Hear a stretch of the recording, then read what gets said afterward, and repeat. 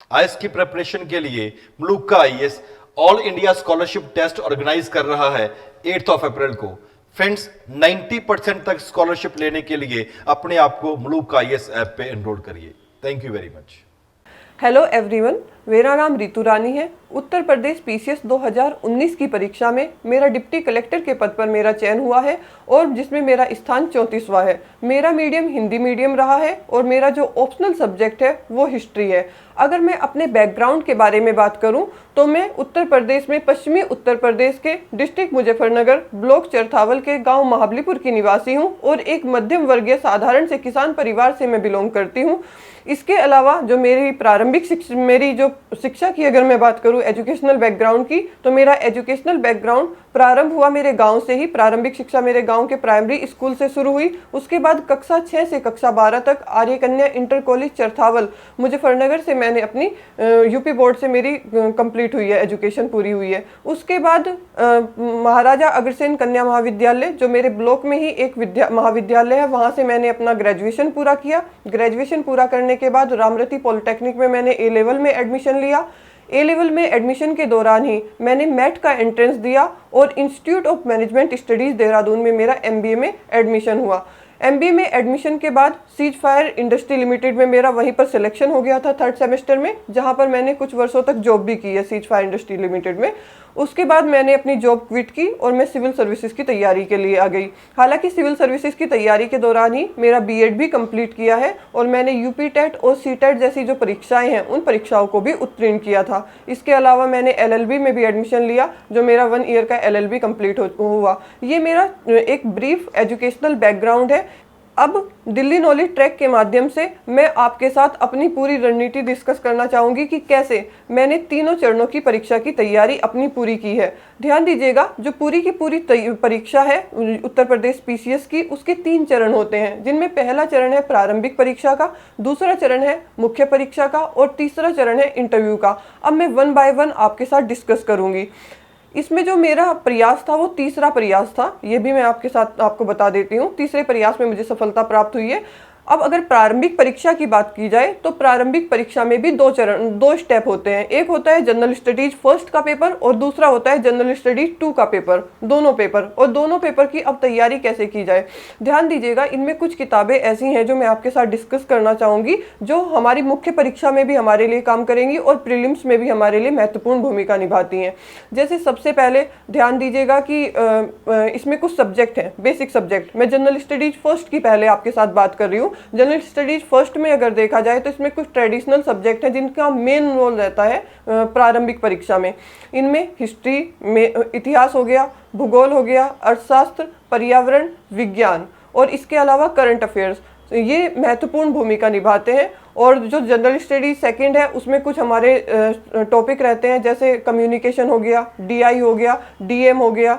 इसके अलावा reasoning, Hindi, English और मैथमेटिक्स, जिनकी मेन भूमिका रहती है। और अगर बुक्स की बात की जाए तो पूरी की पूरी जो तैयारी है वो एनसीईआरटी 6 से 12 तक ही स्टार्ट करनी चाहिए, जो मैंने भी स्टार्ट की है। और इसके अलावा कुछ सभी सब्जेक्ट की कुछ बेसिक बुक्स, जैसे हिस्ट्री के लिए कुछ स्टूडेंट स्पेक्ट्रम की बुक भी फॉलो कर सकते हैं। इसके अलावा एसके पांडे और विपिन चंद्रा, मैंने जो फॉलो की है वो एसके पांडे और विपिन चंद्रा की बुक फॉलो की है। और महेश वर्णवाल, साथ ही साथ एनसीईआरटी की बुक भूगोल के लिए, और उधर मिश्रा एंड पुरी की बुक अर्थशास्त्र के लिए।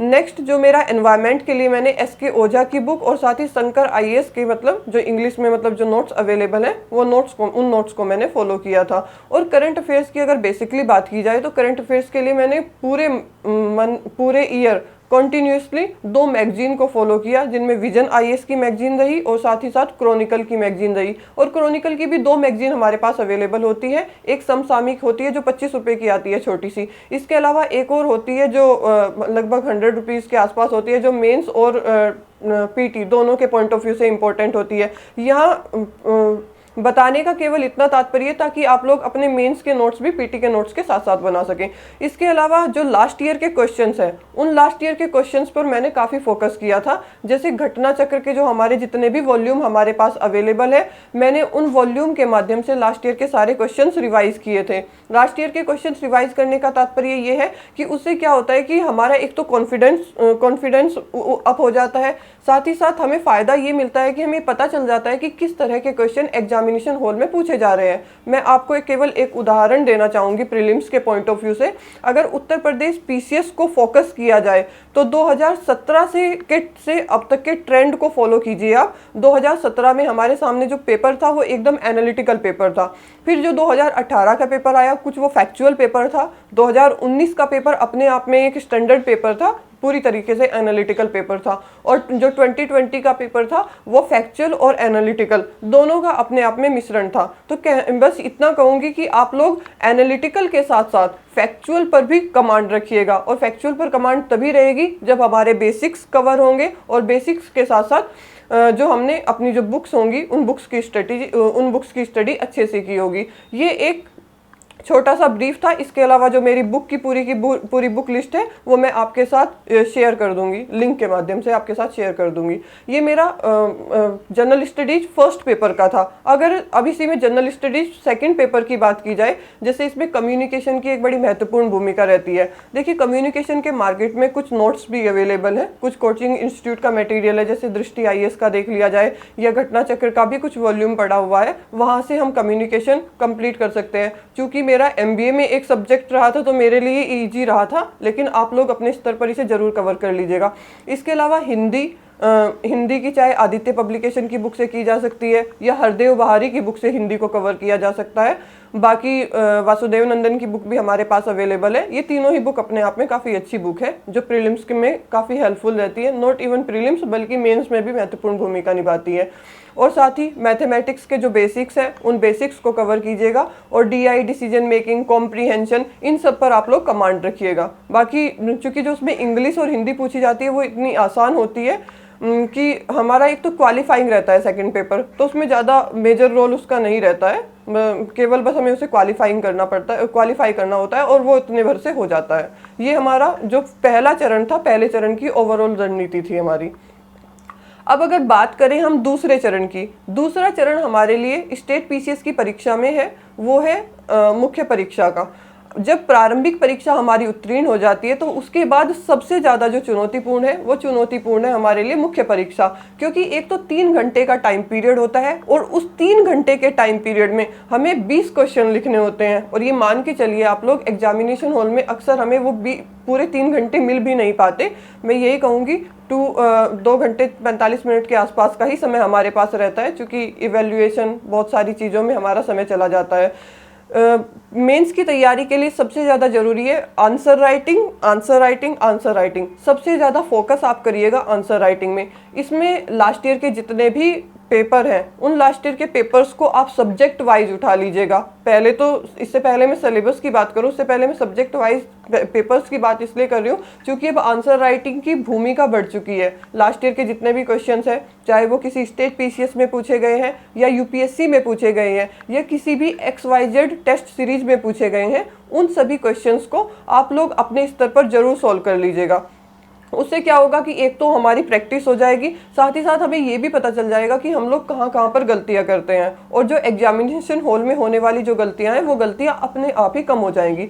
अब मैं आपके साथ डिटेल में डिस्कस करूंगी मुख्य परीक्षा के चारों पेपर को, जिनमें GS first, GS second, GS third और जीएस फोर्थ, इन सब के लिए क्या क्या रणनीति होनी चाहिए। अगर जीएस फर्स्ट की बात की जाए तो जीएस फर्स्ट में जो मेन रोल रहता है वो इतिहास का रहता है। इसमें भी इतिहास में भी हमारे 3 सेक्शन से क्वेश्चन पूछे जाते हैं। सबसे पहला जो मेन रहता है वो आर्ट एंड कल्चर रहता है, जिसे मैंने नितिन सिंघानिया की बुक से कवर किया था, और साथ ही साथ चूंकि मेरा हिस्ट्री ऑप्शनल सब्जेक्ट रहा है तो मुझे एज सच कोई प्रॉब्लम नहीं हुई, लेकिन फिर भी मैं आपको कहूँगी कि मार्केट में मणिकांत सर के आर्ट एंड कल्चर के नोट्स अवेलेबल हैं जो अपने आप में सफिशियंट है मेन्स के लिए। बाकी इतिहास के जो विश्व इतिहास का जो सेक्शन है, विश्व इतिहास के लिए आप फॉलो कर सकते हैं आपके क्लास नोट्स, क्योंकि उतना सफिशिएंट रहता है जीएस के लिए। इसके अलावा बुक की अगर बात की जाए तो दीनानाथ वर्मा की बुक अपने आप में बहुत अच्छी बुक है। अब मैं आप सभी के साथ जनरल स्टडीज़ के जो चारों पेपर हैं उन चारों पेपर को डिटेल्ड में डिस्कस कर रही हूँ। इन चारों पेपर में सबसे पहले हम फर्स्ट पेपर की बात करते हैं।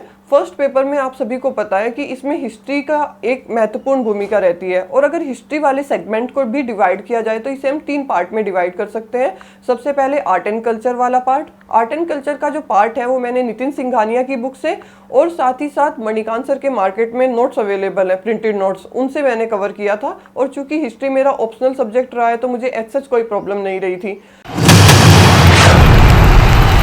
बंगाल में तो खेला हो भी, लेकिन आपको भी अपने मैच के लिए जल्दी तैयार हो जाना चाहिए। जेईई मेंस हो या एडवांस स्ट्रैटेजी, टॉपर्स से जानिए कि कैसे जीता जाता है match. DKT Engineering, a daily knowledge track platform for JEE aspirants. दूसरा, अगर विश्व इतिहास की बात की जाए तो विश्व इतिहास का चूंकि जीएस के लिए ज़्यादा रोल नहीं है, क्योंकि उसमें कुछ सिलेक्टिव टॉपिक से ही प्रश्न आते हैं, तो जिन्हें क्लास नोट से और दीनानाथ वर्मा की बुक से कवर किया जा सकता है, इतना सफिशियंट है उसके लिए। इसके अलावा अगर आधुनिक भारत की बात की जाए तो आधुनिक भारत जनरल स्टडीज़ के लिए मैं यही कहूँगी कि अपने क्लास नोट्स और साथ ही साथ विपिन चंद्रा की जो बुक है और NCERT है उसे फॉलो करिएगा, जो अपने आप में बेस्ट है। नेक्स्ट अगर बात की जाए ज्योग्राफी की, तो ज्योग्राफी में मैंने NCERT प्लस क्लास नोट्स और साथ ही साथ महेश वर्णवाल की जो बुक है उसे मैंने बेस बनाया था। और जो बात मैं अभी पीछे भी मतलब इंक्लूड करना भूल गई थी वो ये है कि एटलस मैपिंग की बड़ी महत्वपूर्ण भूमिका होती है ज्योग्राफी की आंसर राइटिंग में। आपको याद होगा 2018 और इवन 2019 की मुख्य परीक्षा में भी कुछ प्रश्न पूछे गए थे। जैसे एक प्रश्न पूछा गया था 2018 में कि महासागरीय धाराओं का, तो अगर आपका मैपिंग के ऊपर आपकी कमांड होगी तो महासागरीय धाराओं को मैपिंग के माध्यम से दर्शा सकते हैं, जिससे मेंस की आंसर राइटिंग में जो मार्क्स आने की संभावना है वो और ज़्यादा अधिक बढ़ जाती है। इसके बाद जो इसमें नेक्स्ट सेक्शन रहता है, नेक्स्ट सेक्शन रहेगा वो है सोसाइटी का, मतलब जो सामाजिक मुद्दे, सोशल इशू से संबंधित जो प्रश्न रहते हैं वो यहाँ से रहेंगे। इसमें देखिए SS पांडे सर का जो मार्केट में बुकलेट है मैंने उससे कवर किया था, हालांकि वो अपने आप में अपडेट नहीं है, मैंने अपने नोट्स बनाए थे और उन्हें जो विजन की या दूसरी जो मेरी क्रॉनिकल या अदर करंट अफेयर्स की जो मैगजीन थी वहाँ से मैंने अपने नोट्स को डे बाय डे अपडेट किया था। इसके अलावा न्यूज़पेपर से साथ ही जो अब अगर सेकंड पेपर की बात की जाए तो सेकंड पेपर में बड़ी महत्वपूर्ण भूमिका होती है पॉलिटी की, पॉलिटी, गवर्नेंस और IR, ये 3 इसके मेजर सेक्शन हैं। बाकी इसमें सामाजिक सुरक्षा भी एक छोटा सा सेगमेंट है, लेकिन अगर देखा जाए तो जैसे पॉलिटी है, पॉलिटी को M लक्ष्मीकांत की बुक से कवर किया था मैंने, दूसरा मैंने राजेश मिश्रा सर के नोट से पॉलिटी को कवर किया था, और बाकी मैं फिर से कहूँगी कि विजन की करंट अफेयर्स की मैगजीन से और अदर मैगजीन से मैंने हर सब्जेक्ट के अपने अपने नोट्स बनाए थे, चाहे वो पॉलिटी हो या अदर सब्जेक्ट रहे हों। ऐसे ही मैंने IR को राजेश मिश्रा सर के बुकलेट से और आशीर्वाद सर के नोट से मैंने कवर किया था, और साथ ही साथ करंट अफेयर्स के टॉपिक से। नेक्स्ट अगर बात करें गवर्नेंस की, तो गवर्नेंस हमारे पास 2 जगह हमें पढ़ने को मिलता है, क्योंकि एक तो हम लोग पढ़ते हैं एथिक्स में, क्योंकि एथिक्स में भी गवर्नेंस का एक बड़ा पार्ट रहता है। तो मैंने जो एथिक्स की मेरी बुकलेट थी और नोट्स से, वहाँ से मैंने इसके बेसिक टर्म्स को कवर किया था। इसके अलावा क्लास नोट्स से और साथ ही साथ जो इसका अपडेशन था उसका अपडेशन मैंने विजन की और करंट अफेयर्स की अदर मैगजीन से कवर किया था। इसके अलावा अगर सामाजिक सुरक्षा की बात की जाए, चाहे वो वृद्धों से संबंधित हो, महिलाओं से संबंधित हो या बच्चों से संबंधित हो, दिव्यांगजनों से, किसी से भी संबंधित जो हमारे टॉपिक उसमें दिए हुए हैं सामाजिक सुरक्षा के, उन सामाजिक सुरक्षा से संबंधित सभी टॉपिक को मैंने विजन करंट अफेयर्स की मैगजीन से कवर किया था, अपने क्लास नोट से कवर किया था।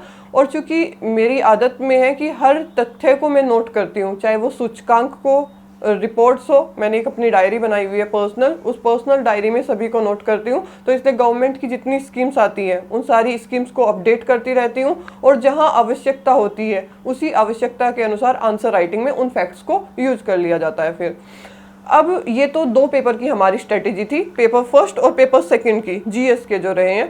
अब आती है बात थर्ड पेपर की। थर्ड पेपर में हमारे पास जो सबसे बड़ा सेगमेंट रहता है वो है इकोनॉमिक्स का।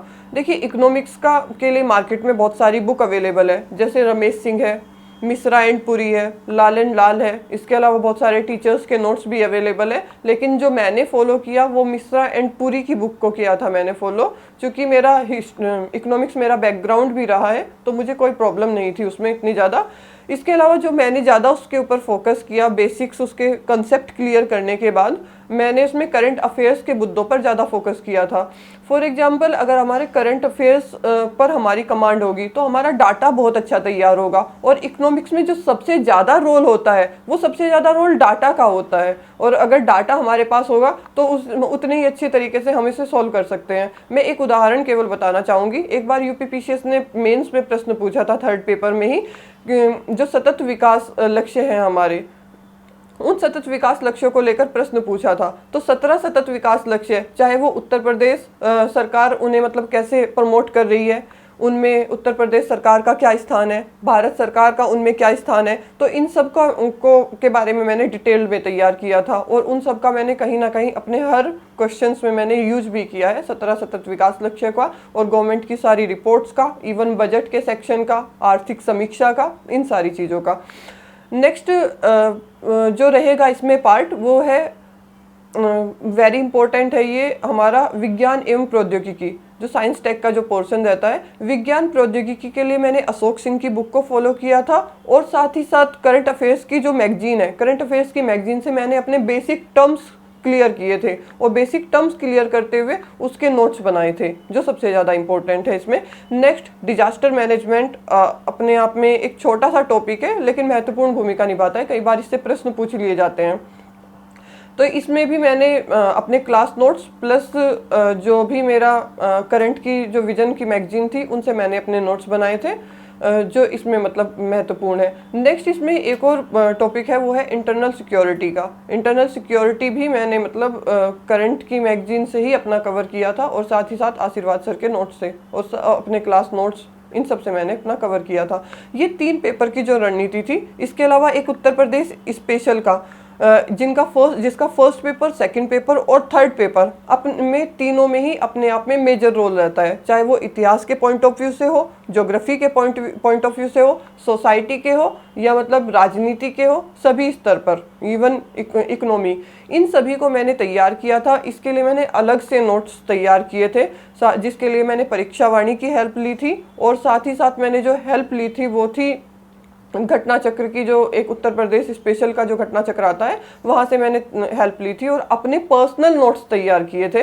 किसी मार्केट के किसी नोट से मैंने अपनी स्ट्रेटेजी तैयार नहीं की थी। और अगर एनवायरनमेंट की बात की जाए, एनवायरनमेंट को मैंने इग्नू के बुकलेट्स, सबसे पहले तो मैंने इग्नू के बुकलेट्स ही पढ़े थे, फिर उसके बाद भरूचा की बुक भी पढ़ी थी, फिर बाद में जो मैंने मेन जो अपने कंसेप्ट क्लियर किए हैं, वो मैंने परीक्षा वाणी और शंकर आईएएस के नोट्स पढ़कर, और साथ ही साथ अपने जो वर्तमान में जो करंट अफेयर से रिलेटेड जो भी मुद्दे चल रहे हैं, उनके अपने सेल्फ नोट्स बनाए थे, वहाँ से मैंने अपना कवर किया है। ये 3 पेपर की जीएस फर्स्ट, सेकंड और थर्ड की हमारी स्ट्रेटेजी है। अब हम बात करते हैं जीएस के फोर्थ पेपर की। जीएस का फोर्थ पेपर आप सभी को पता है, इसमें एथिक्स हमें डिस्कस करना है, क्योंकि इसमें एथिक्स के साथ साथ, एथिक्स के क्वेश्चन आंसर के साथ साथ केस स्टडी की भी महत्वपूर्ण भूमिका होती है। केस स्टडी तो मैंने उत्तर प्रदेश पीसीएस के लिए जो लास्ट ईयर के यूपीएससी के क्वेश्चंस हैं, जो 2012 से जो पैटर्न चेंज होने के बाद जो पूछे गए हैं, उन सारी केस स्टडी को मैंने एक बार उनकी प्रैक्टिस की थी। साथ ही मैंने एथिक्स में जो बेसिक टर्म्स हैं, उन बेसिक टर्म्स को क्लियर किया था, और टर्म्स को क्लियर करने के बाद मैंने उन्हें अपने शब्दों में मतलब डिफाइन करने का प्रयास किया था, ना कि किसी बुकिश लैंग्वेज में, क्योंकि बुकिश लैंग्वेज कभी एग्जामिनेशन हॉल में जा ही नहीं पाती। और साथ ही साथ जो सबसे ज़्यादा मैंने फोकस किया था, वो फोकस किया था एग्जाम्पल्स के ऊपर, कि किसी भी डेफिनेशन को बताने के बाद उस डेफिनेशन का उदाहरण जरूर बताया जाए। और ध्यान दीजिएगा, कोशिश करिएगा कि कोई लेटेस्ट ही उदाहरण रखिए, क्योंकि हमारे पास बहुत सारे उदाहरण हैं। अब हम बात करते हैं फोर्थ पेपर की स्ट्रेटेजी की। फोर्थ पेपर आप सभी को पता है, जैसे एथिक्स का पेपर है, एथिक्स के पेपर में क्या रहता है कि इसमें क्वेश्चंस भी पूछे जाते हैं, साथ ही साथ केस स्टडी भी पूछी जाती है। जो केस स्टडी है वो मैंने 2012 से जो पैटर्न चेंज हुआ है यूपीएससी का, उसके बाद जितनी भी केस स्टडी पूछी गई है, उन सारी केस स्टडी को मैंने प्रैक्टिस किया था मैक्सिमम टाइम्स। इसके अलावा चाहे वो कोचिंग इंस्टीट्यूट के टेस्ट सीरीज में पूछी गई हैं, उन सबको भी मैंने प्रैक्टिस किया था। अब अगर क्वेश्चंस की बात की जाए, तो इसके लिए मैंने पहले तो अपने किताबों से, यानी कि जो लेक्सिकन की बुक है, लेक्सिकन की बुक को मैंने एक रेफरेंस बुक के रूप में रखा था। साथ ही साथ मेरे जो क्लास नोट्स थे अभय सर के नोट्स, और जो मेरे पर्सनल बनाए हुए नोट्स थे, उन नोट्स से मैंने अपनी जो बेसिक शब्दावलियाँ हैं, जैसे सत्यनिष्ठा क्या है, इन शब्दावलियों को मैंने क्लियर किया, और फिर उन्हें अपने शब्दों में अपने नोट्स बनाए, उनके चाहिए। और फिर सबसे ज़्यादा जो इसमें मैंने ध्यान दिया वो था उदाहरण के ऊपर, यानी कि कोई भी अगर सत्यनिष्ठा से रिलेटेड कोई प्रश्न पूछ लिया जाता है तो उसके ऊपर मेरे पास कम से कम 2-3 एग्जाम्पल तैयार रहे। और मैंने एग्जाम्पल कोई पुराने एग्जाम्पल्स का कोई यूज़ नहीं किया। वर्तमान में जो IAS ऑफिसर्स के द्वारा जो काम किए जा रहे हैं, सरकार के द्वारा जो काम किए जा रहे हैं, इतनी सारी महत्वपूर्ण योजनाएं हैं जिनमें हमें बड़े बड़े उदाहरण देखने को मिलते हैं, तो उन्हीं उदाहरण को मैंने वर्तमान में यूज किया था। जैसे मैं एक एग्जाम्पल के रूप में भी बताना चाहूँगी कि एक IAS ऑफिसर है जिन्होंने एक स्कीम चलाई थी तेरे मेरे बीच में, ऑपरेशन सुलेमानी। तो इन स्कीम्स को मैंने बेसिकली मतलब अपनी आंसर राइटिंग में भी यूज किया है। ये हमारा 4th पेपर है और 4th पेपर में मैं यही कहूँगी कि आपके बेसिक टर्म्स क्लियर होने चाहिए, तभी 4th पेपर को आप अच्छे से मतलब समराइज वे में लिख सकते हैं। ये पूरा 4th पेपर की तैयारी है। For IAS preparation, Muluka IAS is the only institute in the country to provide for granted prelims and assured mains. Friends, granted prelims का मतलब अगर आपका प्री क्लियर नहीं हुआ तो हम आपके पूरे पैसे वापस करेंगे। अश्योर्ड मेंस का मतलब अगर हमारे पढ़ाई में से 80% क्वेश्चन नहीं आते हैं तो भी हम आपके पूरे पैसे वापस करेंगे।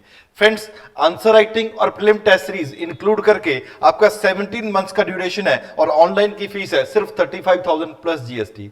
फ्रेंड्स, दूसरे टॉपर्स जैसे rank 4, rank 6, rank 8 and multiple other topper की तरह आप भी मुलुका IAS ज्वाइन करिए और अपनी सक्सेस अश्योर करिए। Thank you very much. इसके अलावा अगर पूरे GS में जो मैं सबसे ज़्यादा आप लोगों को कहना चाहूँगी वो यही है कि answer writing, answer writing, answer writing, सबसे ज़्यादा आंसर राइटिंग के ऊपर फोकस कीजिएगा। और आपकी डाटा पर कमांड होनी चाहिए। आपको एक डाटा 3-4 तरीके से यूज करना आना चाहिए। जैसे उदाहरण के रूप में ऑक्सफोम एक इंटरनेशनल की एक रिपोर्ट है जिसमें बताया गया है कि इतने % लोगों के पास इतनी संपत्ति है, इतने % लोगों के पास इतनी संपत्ति है। तो ये एक ऐसी रिपोर्ट, ऐसा डाटा है जिसे हम हर जगह यूज कर सकते हैं, 1st पेपर में भी, 2nd पेपर में भी, 3rd पेपर में भी और इवन 4th पेपर में भी। तो यही है मतलब लेखन शैली की सुंदरता यही है कि एक फैक्ट को कई तरीके से यूज करना हमें आना चाहिए। तो आप आंसर राइटिंग पर और प्रैक्टिस पर ज़्यादा से ज़्यादा फोकस करिएगा ताकि वो जो 3 घंटे का टाइम है उस 3 घंटे के टाइम में कंफर्टेबल महसूस करें।